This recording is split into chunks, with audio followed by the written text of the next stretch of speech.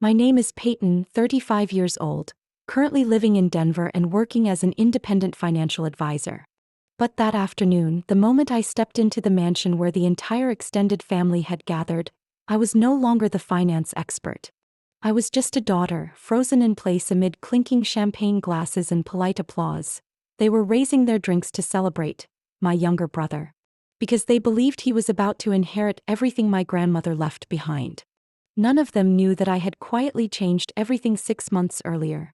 Have you ever stood in a room full of people who share your blood, yet felt like the most distant stranger? If this story touches something inside you, feel free to share your thoughts in the comments. Tap like if you believe family justice is something worth defending. And don't forget to subscribe, because what they were about to do next, you won't want to miss. I still remember those years vividly, when we were living in that 2-story white house on the southern edge of Denver. Family dinners were always warm with laughter, golden lights, and Mom's delicious roast beef. But there was something else I couldn't name back then. An unfairness quietly threading through every comment, every glance, every seemingly harmless decision. I was the eldest. Ethan was 3 years younger and always the precious one in everyone's eyes. By the time I finished 4th grade, I already knew how to set up a savings jar in an old tin box, how to collect newspapers, wash cars, and even copy homework for classmates to earn extra cash for books. Meanwhile, Ethan wrecked his birthday bike after just 2 weeks trying to do stunts in the driveway, and Mom simply sighed and bought him another one. Whenever Ethan messed up, his mistakes were always wrapped in familiar excuses. He's still young, or he's a boy, he needs encouragement. But if I slipped up, even just forgetting a quiz in my backpack, Dad's eyes would narrow and Mom would say the phrase I heard all through childhood, "You're the oldest, you have to set an example." I remember one particular afternoon when I was 14. I had managed to save nearly $200 after nearly a year of babysitting and cleaning for neighbors. I planned to buy a used laptop to learn programming, something I had secretly picked up from library books. But then Ethan broke the living room TV while playing games with his friends. Instead of making him take responsibility, my father knocked on my door at 9 p.m., holding the envelope of money I had hidden deep in my drawer. "You can help a little, right?" he asked gently, but that softness landed like a boulder. "We're family after all." I didn't know how to respond. I just nodded. He took all the money. No one ever mentioned it again. A few months later, Ethan got the latest smartphone for his birthday. I got a sweater. "Girls shouldn't care so much about material things," Mom said, as if material things were only meant for my brother. When I was 16, I got a summer scholarship to an early college finance program. Mom just shrugged and said, "If you go, who's going to help watch Ethan?" I secretly wrote a letter declining the scholarship. That summer I stayed home, cooked, did laundry, and drove Ethan to basketball camp. No one thanked me. I grew up with a kind of love that had strings attached, the kind that only showed up when I gave something up for someone else. Love in my household wasn't about being there, it was about obedience. I understood that when I saw the pleased smile on Mom's face each time I quietly let Ethan have the better share, when I canceled plans to clean the house while Ethan went out with friends. I understood when I worked extra hours on weekends while Ethan rested to keep his mind sharp for school. As we became adults, we walked two opposite paths. I went to a public university, taking loans, working part-time jobs, budgeting every tuition check. Ethan got into a prestigious private college, not because of merit, but because my parents wanted to give him a shot. He failed 3 semesters and Mom still said, "He's just under pressure." I was never allowed to feel pressure. I realized I was different, not because I wanted to be, but because I'd been pushed outside the circle from the very beginning. "You're so smart, you did great," was only said when I accomplished something they could brag about to relatives, but never simply because of who I was. Once I told Mom, "It doesn't feel fair that everything I save ends up going to Ethan." She set down her teacup, eyes full of reproach. "You think I'm not tired? I've sacrificed my whole life for this family. If you don't help your brother, who will? Don't be selfish, Peyton." I froze. That was the first time I heard that word, selfish, used to label my desire to keep what I had earned. I gradually learned to stay quiet. I stopped telling them about where I worked, about promotions, about paying off my student loans. Because I knew, anytime I shared good news, they'd find a way to turn it into something I had to give away. To Ethan. I didn't hate Ethan. But I didn't recognize him anymore. He grew up in a world where every mistake had someone to clean it up, where every failure was someone else's burden. And for most of my life, that someone was me. The older I got, the clearer it became. Love can't survive when one person carries the load for everyone else. And in my family, love was never offered without condition. I'm not telling this story to complain. I'm telling it because somewhere out there, someone might feel the same way I did, that your presence only matters when it serves someone else. If you've ever been called selfish just for trying to hold on to what you've earned, then maybe you're not alone. When she was still alive, Grandma Ruth once told me, her voice low and steady the way it always was when she was serious, if the day ever comes when this house throws a party that isn't for a wedding, birthday, or funeral, don't trust their smiles. Ask about the second will. I nodded back then, not fully understanding what she meant. But the day she spoke of came for real. I walked into the ancestral house with light steps, but a heart heavy as stone. The house still smelled of old wood and lavender, her favorite, but her gentle gaze was no longer at the doorway. Instead, there was soft jazz music, clinking glasses, and lively chatter from distant cousins. In the corner of the living room, Ethan had his arm around a friend, wine glass in hand, laughing non-stop. I saw my mother chatting with a second cousin near the dessert table, motioning repeatedly toward a large photo of Grandma Ruth beside a white flower arrangement. See, she turned to me when she noticed I had arrived. I told you. Your grandma passed peacefully. She loved both of you equally. No favoritism. I didn't answer. Just gave a small nod and moved toward the tea table where Mr. Grayson Ellis, Grandma Ruth's longtime attorney, was sitting quietly. He still had that calm demeanor, thin glasses, and a voice that always carried trustworthy weight. When he saw me, he nodded gently. His eyes held something unreadable, like he too was calculating many things at once. Thank you for coming, he said softly. We'll begin reading the official will in a few minutes. Most folks are already here. I pressed my lips together. The official will? I put just enough emphasis on those two words for him to catch my meaning. He glanced at me, then replied quietly enough for just the two of us to hear. Sit near the window. When it's time, I'll call you. The living room slowly settled into silence as Mr. Grayson stood and addressed the crowd. Thank you all for being here today to honor the legacy of Ms. Ruth Carter, a woman we all cherished. Before her passing, Ruth prepared a legal will, and by due process, I will now read its contents aloud to the involved family members. I sat down quietly, fingers brushing the hem of my dress, my heart beginning to race. I didn't know how they would react. And I wasn't even sure this was the right moment. But I remembered her words. She had always known that one day family ties would be used as weapons. Grayson began reading. The will was brief. The ancestral home, most of the bank accounts, and investment portfolios were to be split evenly between her two children, my mother and Aunt Helen. Memorabilia and heirlooms would be divided by mutual family agreement. There was nothing about me. Not a single line. I heard every word but felt no surprise. She had warned me long ago. And she knew well, a will isn't the only place where one's true intentions are kept. My mother squeezed Ethan's hand, whispering, "See? I told you. She loved you both the same."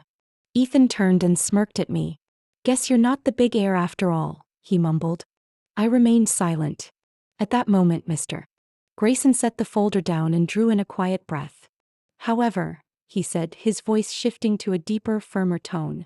"In addition to the official will, Ms. Ruth also left behind another document, signed and notarized 6 months before her passing. This document is a living trust agreement, which holds greater legal authority and was established with full mental capacity, verified by medical certification." The air in the room turned still. I saw my mother frown slightly. Aunt Helen blinked rapidly. Ethan raised his eyebrows and looked around like he'd just heard something entirely out of place. "This document, Mr. Grayson continued, makes it explicitly clear that all financial assets, real estate holdings, and legal ownership of her personal investment portfolio were transferred into an irrevocable trust. And the sole beneficiary under the conditions of that trust is Peyton Carter." I clearly heard the sound of a glass shattering on the floor. Someone behind me muttered, "No way." Ethan jumped from his seat. "What? That's not right. There has to be some mistake." My mother turned sharply to Mr. Grayson, her voice trembling but sharp-edged. What are you saying? The will clearly states everything is split evenly. She would never do that. Grayson remained composed. Ruth fully understood the difference between a will and a living trust. The trust was created separately and does not rely on the contents of the published will. The assets in the trust were legally transferred prior to her passing, and her mental competence at the time of signing is fully documented. I felt a chill spread through my chest. It wasn't about the money. It was the way everyone was now looking at me, angry, hurt, suspicious. They weren't seeing family anymore. They were seeing a traitor.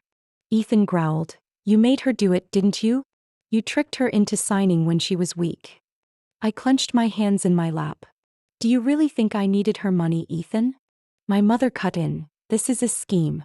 Peyton, you lied, you hid things. You betrayed your own family just to take Grandma's money for yourself." I didn't answer. I just remembered the last time I held Grandma Ruth's hand in the hospital when she whispered, "Don't let them decide for you. Be strong. And never apologize for protecting what's right." Grayson pulled a thick envelope from his inner pocket. Ruth also left behind a recorded message explaining her decision. I can play it here. Or your individual attorneys can request it." No one said a word. The room sank into a long, heavy silence. And in that quiet I knew everything had changed. Forever. That night, after the will reading ended in tense silence, I asked to stay the night, saying I wanted to tidy up Grandma Ruth's room. My mother gave me a skeptical look but said nothing. Maybe they were too distracted to object. Grandma's room was just as she had left it.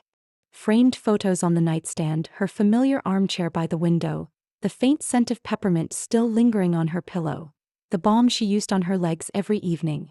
But I wasn't there to reminisce. I needed to find out what had been gnawing at me since Mr. Grayson read the trust documents.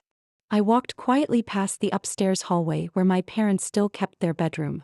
The door was slightly ajar, warm yellow light seeping through the crack. Inside I heard my father speaking, low and urgent. She knew. Even before we sent that letter to Walters. She knew we planned to sell the house. Then my mother's voice, softer but no less tense. But we didn't say it outright in the letter. We just said we wanted to discuss reallocating assets. No one can trace anything. I froze. Reallocating assets? They planned to sell this house. The very one Grandma told me never to lose? I turned away before they noticed me quietly slipping back to my room. But I didn't sleep. I waited. When the clock struck 1 a.m., the entire house was hushed, like all the air had been sucked out. I stepped out and walked straight to my father's study. I knew where he kept important documents. Third drawer on the left, small lock. I'd helped him file papers there during the summer when I was 15. And I remembered he used Ethan's birthday as the code. I turned the dial, 0412. The drawer popped open with a soft click. I pulled out the small flashlight from my pocket and shined it inside. Dozens of folders. But one yellow envelope labeled Carterland Trust U Draft caught my eye immediately. I slid it out, hands trembling slightly. Inside was a stack of papers. Printed emails from my father's account, handwritten letters to Mr. Walters, a local attorney with a reputation for shady transfer paperwork. One letter was titled, "Proposal for Transferring Ancestral Land Rights, Requesting Methods to Circumvent Trust Limitations." Attached were fake power of attorney forms, bearing Ruth Carter's signature. Sloppy, shaky, lifeless scribbles that even a child could tell weren't hers. My fingers gripped the envelope edge, cheeks burning. They hadn't just planned to divide the estate. They had planned to forge her. There was even a property appraisal from a major real estate firm. They intended to sell the entire ancestral land Grandma once told me had been cleared by my great-grandfather with his bare hands. I sat in my father's old leather chair, heart pounding. It was all too much. I remembered exactly what Grandma Ruth told me, hand in mine on that hospital bed. That house, Peyton, isn't just a place. It's the life's work of generations. If anyone tries to turn it into cash, you must stand up. I returned the documents to the envelope, put everything back in its place and closed the drawer. But I didn't return to bed. I went to the kitchen, turned on my phone and began taking pictures. Every page, every line, every word. Back in my room, I couldn't sleep. I stared at the ceiling, replaying my parents' conversation. A bitter but undeniable clarity settled in. They didn't just want the money. They wanted to erase her. To control everything she had preserved. And I began to ask a question I had never dared to before. What if all these years they hadn't just protected Ethan, but were hiding something far deeper? Something Grandma had seen but never voiced? I knew I had to follow that truth. And I wasn't afraid of being called ungrateful. Because if protecting someone's legacy and dignity is a crime, then I was ready to be guilty.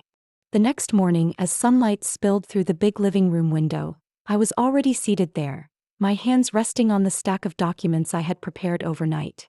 I no longer felt conflicted, only clear. I knew I couldn't stay silent another second. My father came down first, still in his robe, holding a mug of coffee. He looked surprised to see me there, not in Grandma's room, not in the kitchen like usual. "You're up early," he said casually, as if nothing had happened. I looked him straight in the eyes. "We need to talk. And Mom should be here too."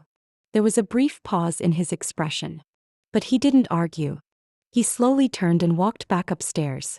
Less than 10 minutes later, both my mother and Ethan stood in the living room. My mother looked tired, her hair uncombed, but her eyes were sharp with suspicion. Ethan wore a hoodie, hands shoved in his pockets, glaring. No one sat down. I opened the folder and slid it to the center of the table. "These are the complete legal documents regarding the trust Grandma Ruth created 6 months ago. Everything was signed properly, witnessed by a lawyer, and supported by medical records confirming her mental clarity at the time." Ethan stepped forward, looked down at the folder, and scoffed. "What's the point of waving paperwork around?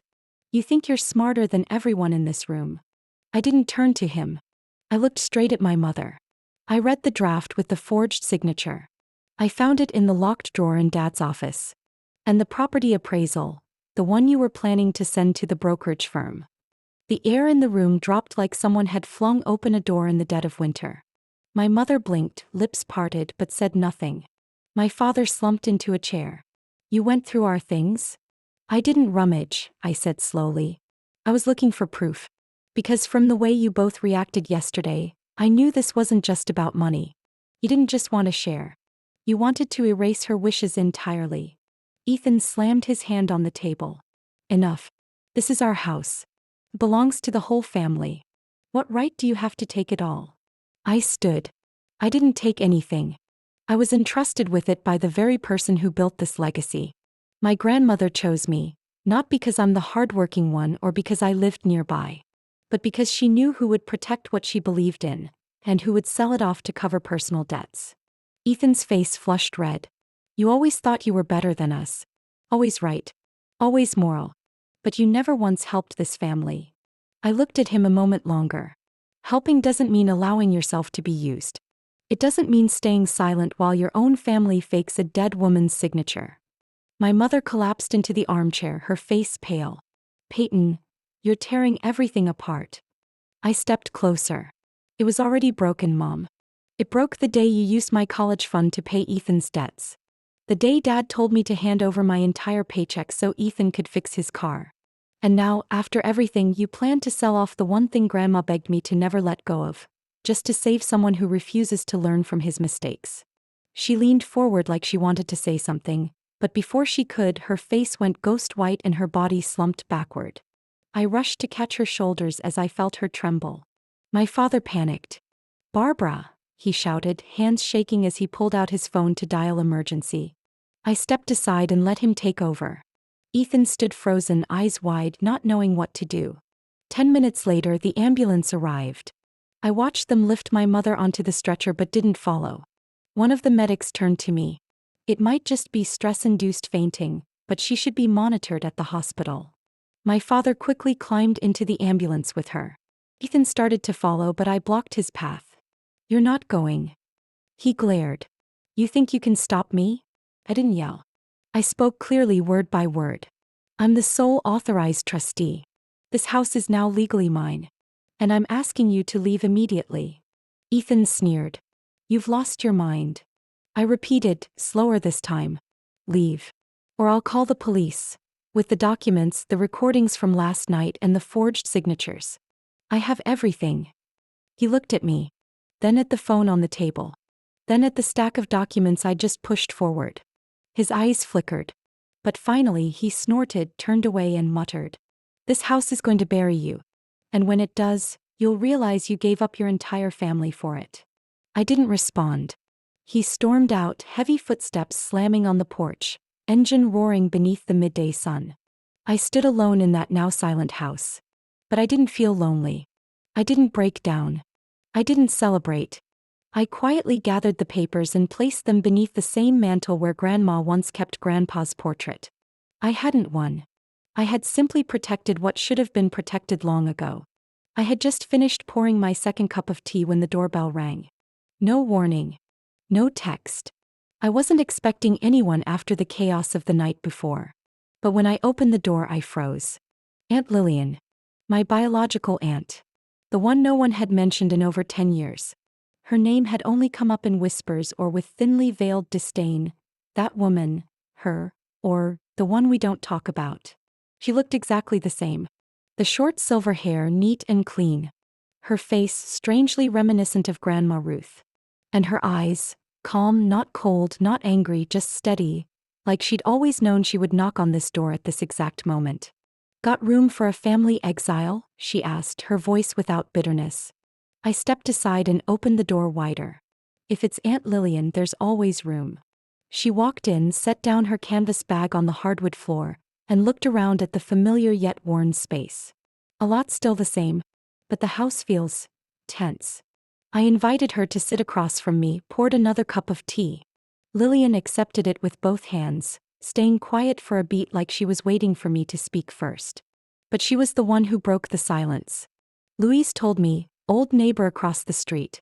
She said Peyton did something no one else in the family ever dared." I stayed silent, unsure whether to feel proud or ashamed. She continued, "You know, Peyton, this isn't the first time a woman in this family was called a traitor just for standing her ground."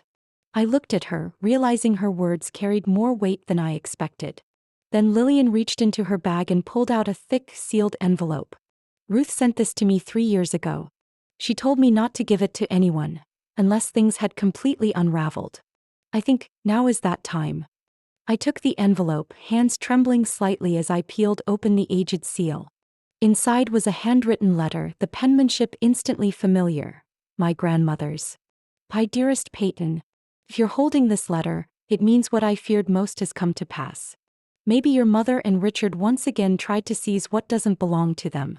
And maybe you, like I once did, are standing alone. Back when your grandfather died, I had just given birth to your mother. While I was still drowning in grief and recovery, Richard, then just Barbara's boyfriend, convinced your great-grandmother to sign over everything temporarily to handle the estate. We trusted them. We believed fairness would follow the funeral. But within 3 months, all property deeds, savings accounts, and business shares were in their names. Lillian was the only one who fought it. And for that she was branded as rebellious, greedy, a disgrace to the family. I couldn't protect her then. And after that we fell apart. Lillian left. I stayed silent. For over 30 years. Now it's your turn, Peyton. But you're not like me. You're stronger. You've learned how to stand tall when others bow their heads out of fear. If you're reading this, know that you're not just protecting property. You're protecting memory. You're protecting truth. And most of all, you're protecting yourself." I paused at the last line, my fingers tightening around the edge of the letter. My heart pounded, not just from the hidden truth, but because I understood now. This had all started long before I was even born. Lillian placed a hand on my shoulder. "I tried to say this years ago, but no one would listen. Now finally someone's brave enough to hear it." I looked up. "Do you regret leaving?" Her gaze softened, though her eyes dimmed a little. "I regret not taking my sister with me when I walked out of this house. But I never regretted holding on to the truth." I took her hand, felt like I had an ally, not because she stood on my side, but because she had lived through the very storm I was facing now. A part of me wanted to scream to the world that I wasn't the one who broke this family. But looking at Aunt Lillian, I realized, some truths don't need to be shouted. They only need to be upheld, with a straight spine, steady eyes, and the quiet belief that justice may arrive late, but it never forgets its path. It took me nearly a week to go through each of Grandma Ruth's bank statements. Numbers I once thought were her private matters now formed crucial links in a chain of truth I wasn't yet ready to face. I didn't want to believe it, but the more I read and analyzed, the clearer it became, undeniably so. Between 2020 and early 2023, when she passed, over $380,000 vanished from her personal accounts, even though she had always lived simply and frugally. The withdrawals happened mostly at the end of each month, labeled as short-term investment, emergency family support, or vague recurring charges described as operating expenses. I called Grayson Ellis, Grandma's lawyer, to ask about her liquid assets during her final 2 years. He promised to send over archived files, and 3 days later, a thick envelope was delivered to my door. Inside was a temporary transaction authorization agreement, drawn up in mid-2021, with 3 signatures: Ruth Carter, Barbara Carter, and Ethan Carter. I flipped through the pages, stopping at the intended use of funds: seed capital investment for a new startup, Carter Future Tech. Carter Future Tech was a name I'd never heard before. But I knew for a fact Ethan didn't run any functioning company. I called an old friend who worked at the bank where Grandma Ruth held her accounts. After a few cautious conversations and discreet texts, I confirmed that Ethan had established a paper company to apply for startup funding, using Grandma's name as a guarantor, with a signature marked Family Support Authorization. Everything appeared legal on the surface. But Ethan had never run a tech business. He had no experience, no skills, not even a basic budget plan. So where did all that money go? I printed every transaction linked to Carter Future Tech. Part of the money was withdrawn under the label of app design fees, but the company address led back to Ethan's rented apartment at the time. A larger portion was transferred to a personal account under the name Ethan Carter at a different bank, from which monthly cash withdrawals were made. One particular transfer made me freeze: $15,500, deposit for a Porsche Taycan. My breath caught. I remembered the white car parked outside during Grandma's funeral, when Ethan showed up 2 hours late claiming traffic. I'd thought he rented it. Turns out he bought it, with money under Grandma's name. It felt like something inside me had been ripped open. Not just because of the money, but because the woman I loved more than anything had been turned into a funding source for a fantasy that never existed. I called Grayson back. Did you know Ethan used her name to guarantee a bank loan? Silence on the other end for a few seconds, then a sigh. I knew she signed some short-term transaction permissions, but I wasn't allowed to monitor those accounts. They weren't part of the trust. She was still alive then, and by law, if she consented, no one could intervene. But what if she was deceived? My voice cracked. What if she didn't know the total came close to $400,000? What if she thought it was just a few small advances to help Ethan buy work equipment? Grayson didn't respond right away. At last he spoke slowly. Peyton, I suspected something too. But there was no way to prove it unless she'd been declared mentally unfit. And she always refused a competency evaluation.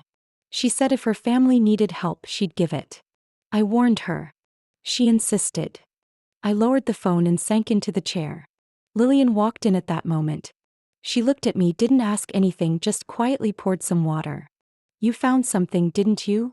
I nodded and handed her the papers. Lillian read slowly, her expression growing heavier by the page. Finally, she set the stack down and exhaled deeply.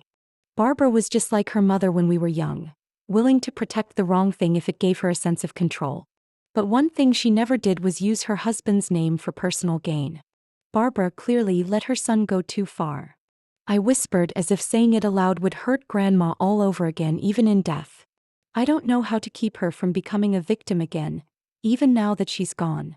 Lillian placed a hand on my shoulder. Some wounds can't be undone. But if you're brave enough to expose them, at least what she left behind won't be used to cover lies. I nodded. My heart clenched, not out of weakness, but as if it was bracing itself to become stronger. If they could borrow money in the name of the person who loved them most, and hide behind the excuse of family, then I would use that very name to protect the legacy she left. Not just with legal action, but with the truth.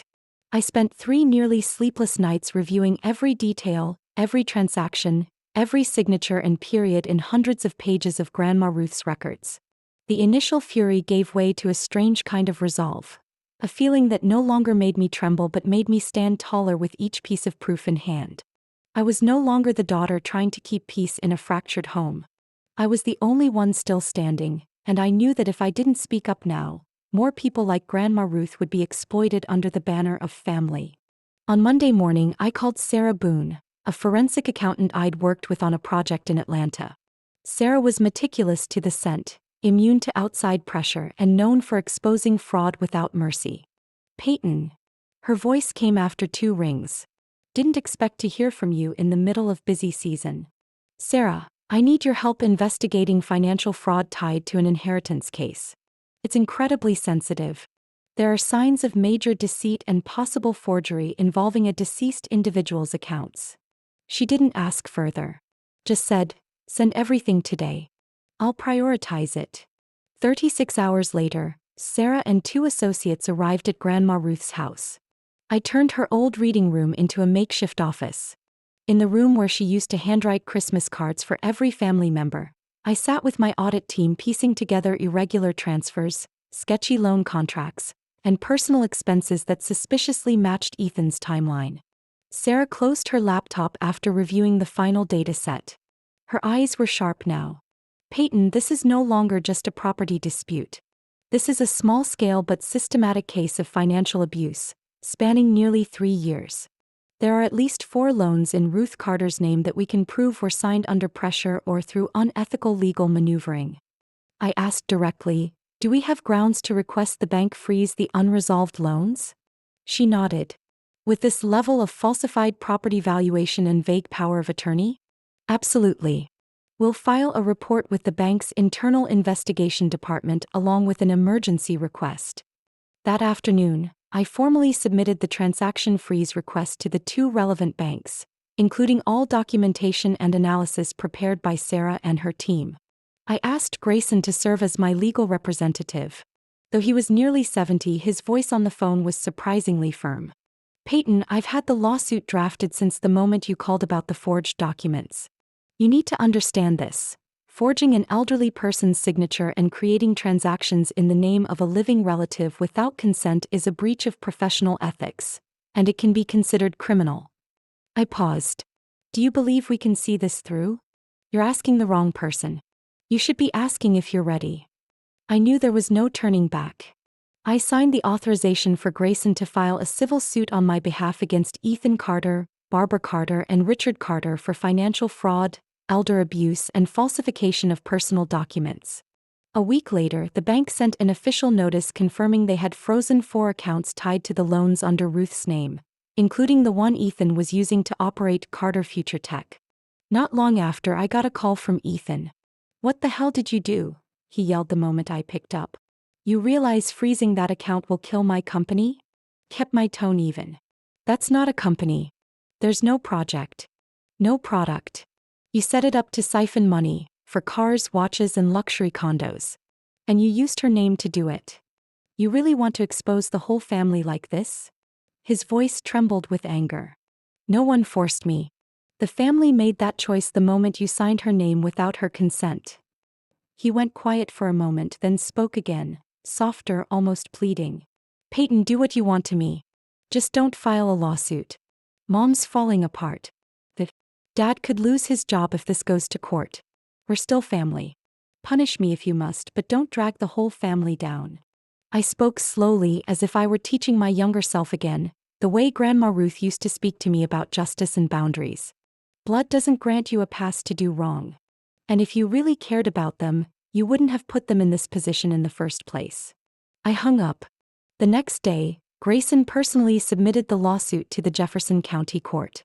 We demanded full compensation for the misused funds, legal expenses, and a court order prohibiting any future use of Ruth's assets in transactions without written consent from me or the trust. That night I came home. The living room still smelled like the tea she loved, old books, and the crisp air of late autumn. I sat down and picked up her handwritten letter. Maybe she knew all of this would happen. And maybe she believed I wasn't perfect. But I was the only one strong enough to end a cycle of deception that had repeated itself across 3 generations.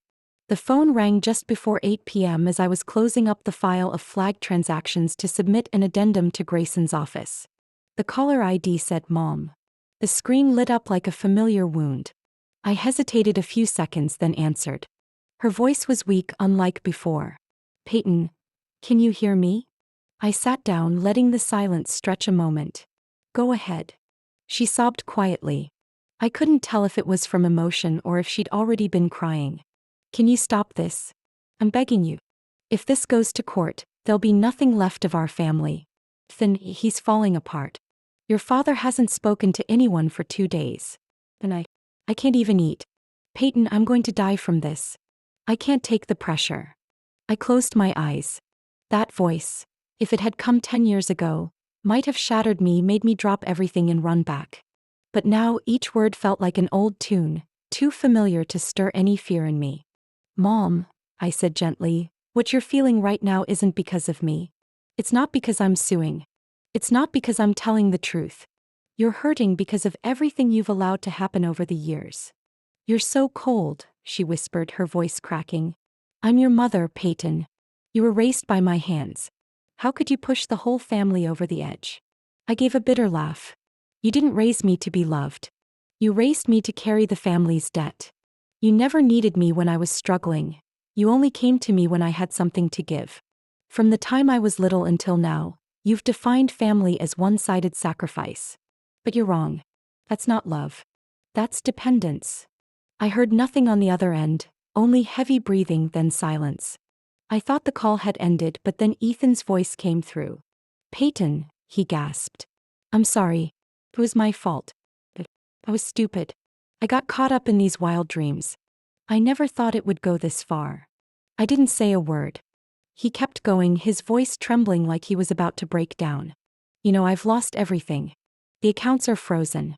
The car's been repossessed. The rental property is under audit. My friends bailed. You won. Please, drop the lawsuit. I'll start over, I swear. You're my sister. Don't let this go to court. I looked toward the window where the streetlight cast a soft glow on a corner of Ruth's photo frame. She was still smiling, peaceful, as if watching me closely. I placed my hand on the picture, and for once I didn't feel my hand tremble. Ethan, you didn't fall because of me. You fell because of your choices. The moment you signed her name on those loan papers, the moment you used family ties to silence others, you picked this road. You didn't cry when you bought that sports car, didn't think of her when you put down that condo deposit or registered a shell company. He was silent for a few seconds, then shouted in desperation, So what? Do you want me to go to prison? You want to destroy this whole family? I kept my voice calm. I don't want anyone in prison. I want justice. As for the consequences, we each create our own, and we have to live with them. I'm done protecting a family that only knows how to blame. Dad won't survive this, Ethan choked. He always said he'd leave behind a legacy. Now, the press could expose everything. I nodded, though I knew they couldn't see. Then he'll leave his name in another way, in the lawsuit for inheritance fraud. I heard a loud bang. Maybe Ethan had slammed the phone on the table. Or against the wall. I didn't know, and I didn't care anymore. This is the time for family to come together, my mother whispered, her voice cracked like a last plea. You can't throw away everything we had just for money. I closed my eyes and took a long, steady breath. Mom, staying silent would be the real betrayal. Because if I stay silent, Ruth will have no one standing for her. If I stay silent, the name Carter will forever be a golden lie painted with the tears of the women who stayed quiet. I hung up. My heart felt lighter, as if I'd finally dropped a boulder I had been carrying on my back for too long. Not because I stopped hurting, but because I had stopped begging to be loved by those who only knew how to demand.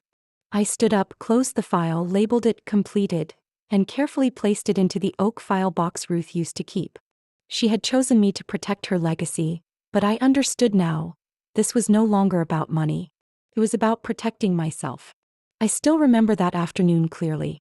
The pale gray sky stretched across the town like a somber ribbon. I had just returned from a meeting with the audit team, hadn't even taken off my coat yet when the phone rang. It was Grayson. He rarely called without warning. I picked up, and his voice, still calm, was lower than usual. Peyton, I need to see you today if possible. There's something Ruth asked me to keep secret, only to be given to you at this exact moment. I held my breath for a few seconds. Does it have to do with the estate? No. It's more important than that. I arrived at his office late in the afternoon, just as the last bit of sunlight disappeared behind the old rooftops. Grayson invited me into his private office, shut the door, then walked straight to a metal cabinet behind his desk. He unlocked it using a long string of numbers I couldn't remember, then pulled out a small black metal box, about the weight of a hardback book, unmarked. Ruth gave me this box in February of last year, he said, with one instruction. Only give it to Peyton once everything regarding the inheritance has entered legal proceedings. And only when you're ready. I took the box and set it on my lap. My hands trembled, not out of fear but because I felt like I was about to touch a piece of memory I didn't even know existed. Inside the box was a leather-bound notebook, tied with an old frayed ribbon. Beneath it lay a faded black and white photo. A bit blurry, but clearly showing a young girl about 3 years old sitting in the lap of a man with eyes very much like mine. I couldn't take my eyes off the picture. Who are they? Grayson nodded slowly. That little girl is you. And the man is not Richard Carter. I swallowed hard. What are you saying? He slid a thin folder across the desk toward me. This is an investigative report Ruth once commissioned from a private detective. She'd had her suspicions for years but never said anything. Only after you became an adult did she decide to confirm. Hair samples, timelines, indirect testimony from a close friend of Barbara's back then, all point to one conclusion. I clutched the notebook. Richard isn't my biological father? Grayson said nothing. The silence gave me my answer. I opened the notebook and flipped through the handwritten pages. Soft, round lettering I remembered from the birthday cards Ruth used to send me.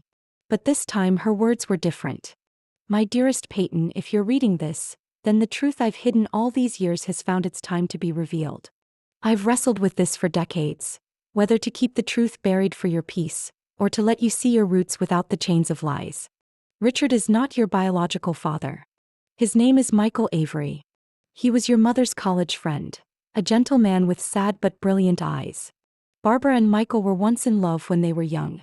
But Michael was pressured by his family to move away. Your mother, heartbroken and alone, turned to Richard as a safe harbor. Life, however, is never a straight line. Barbara always knew you were Michael's daughter. But she never had the courage to say it. She feared it would ruin the image of the stable family she'd built. I once asked her why not tell Peyton the truth. She simply said, because she will never forgive me. But I think differently. I believe you're strong enough to face the truth without losing yourself. And more than that, I want you to know, my love and trust in you weren't because you were my granddaughter, but because you were you. I closed the notebook and held it against my chest. The room seemed to still. I didn't know when the tears started, only that they were warm and salty as they slipped down my neck. It wasn't pain I felt. It was the weight of a truth finally given a name. I looked up at Grayson. Michael Avery, is he still alive? Grayson nodded softly. According to Ruth's notes, he lives in Prescott, Arizona. He teaches classical literature at a community college. Ruth once wrote him a letter but never sent it. She said if you ever wanted to find him, it should be your decision. I sat in silence for a long time. Inside me, everything was shifting. It wasn't just about the financial legacy. It wasn't just about betrayal. Now it was a deeper question. Who am I in this life and who do I want to be now that everything I believed has crumbled? I didn't know if I would call him or go see him.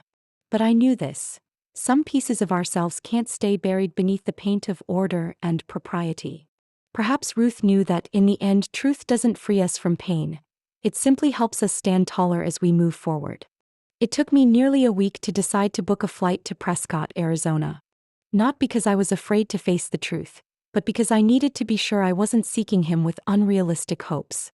I didn't want to imagine some ideal father who could make up for all the wounds I'd carried since childhood.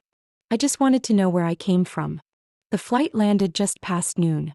Arizona's air was dry and warmer than I'd expected, and the sun made everything feel raw, exposed. I rented a car and drove straight to the address Grayson had given me.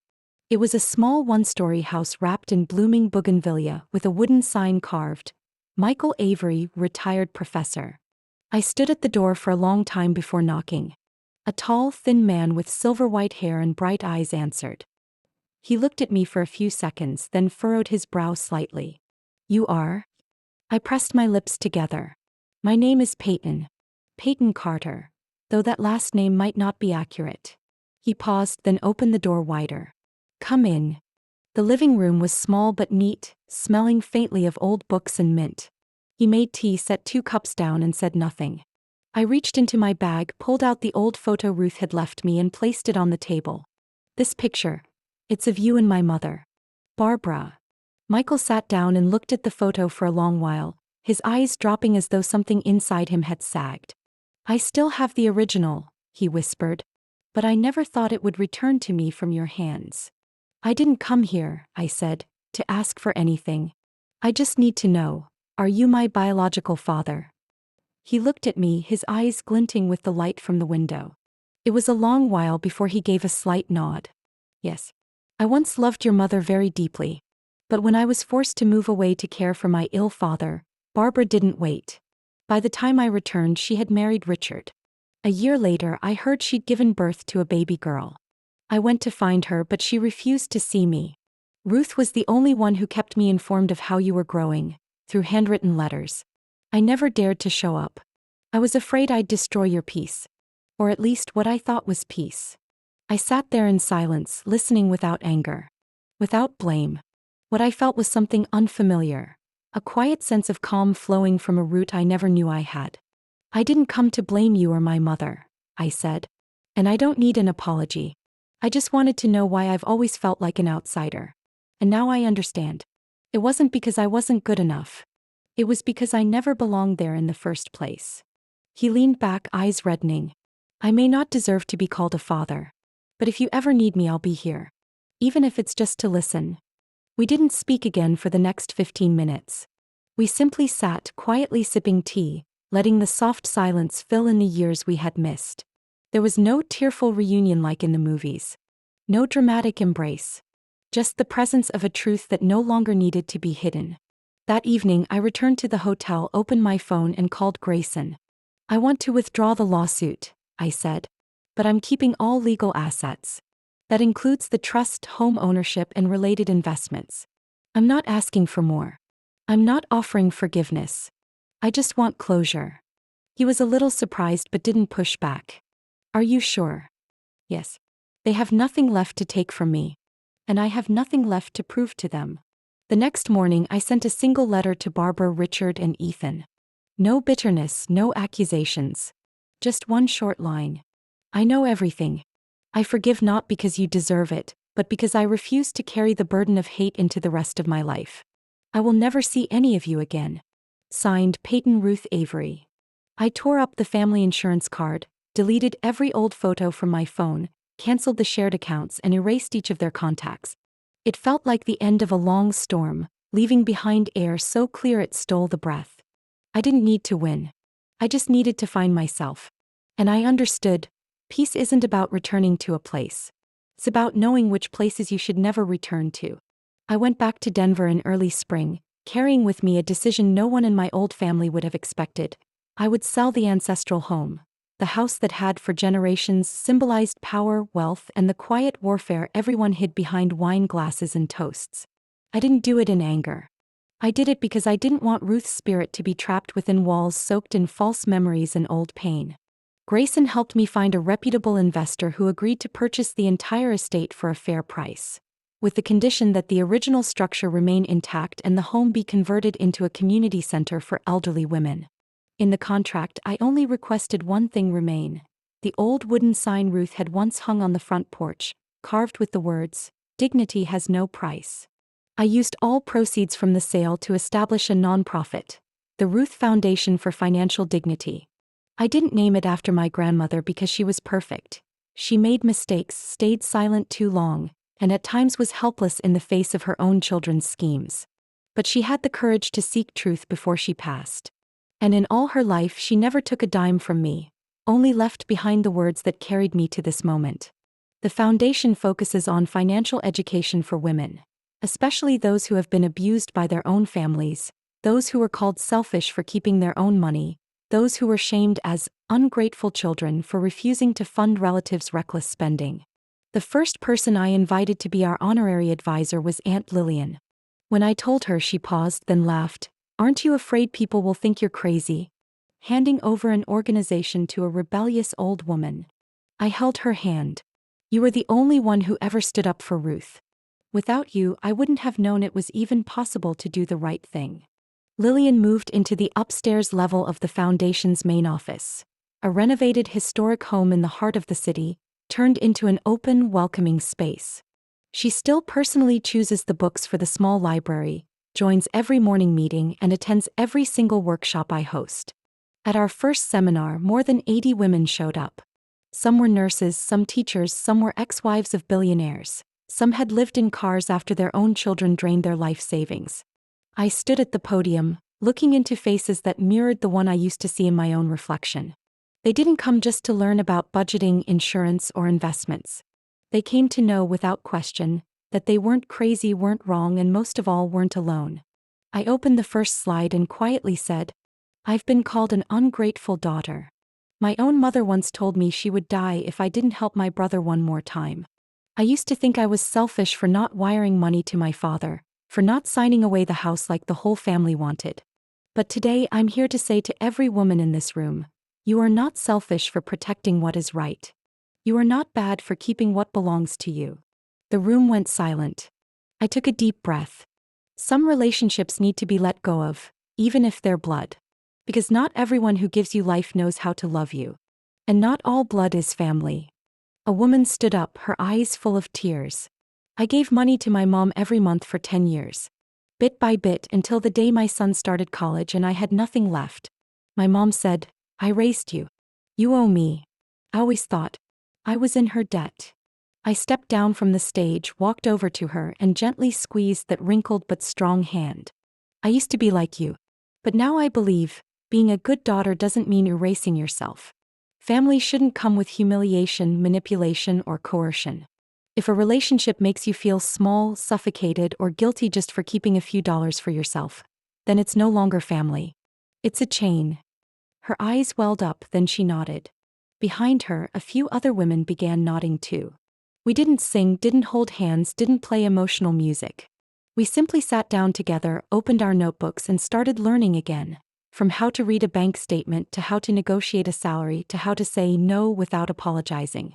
I looked at Aunt Lillian sitting in the back of the room, her eyes glowing just like they did the day I handed her Ruth's letter. She gave me a small nod as if to say, "Keep going even though this road has never been easy." And I knew then this was no longer just my journey.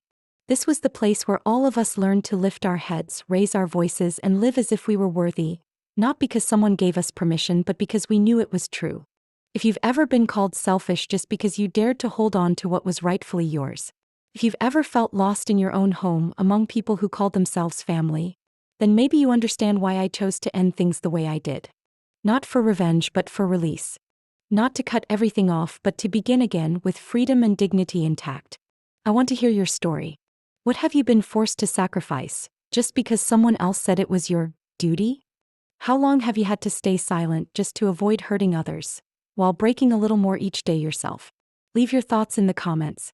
Because your story, even if no one has ever listened to it before, might be the light that guides someone else through their own darkness. And if what you just heard moved you, if you believe that every person deserves to live in alignment with their worth and dignity, hit subscribe. Because there are so many more stories waiting to be told. About the shadows behind every front door. About women who seemed fragile but turned out to be stronger than anyone imagined. Stories that might be mine, or yours, or someone else's, waiting to be heard at just the right time.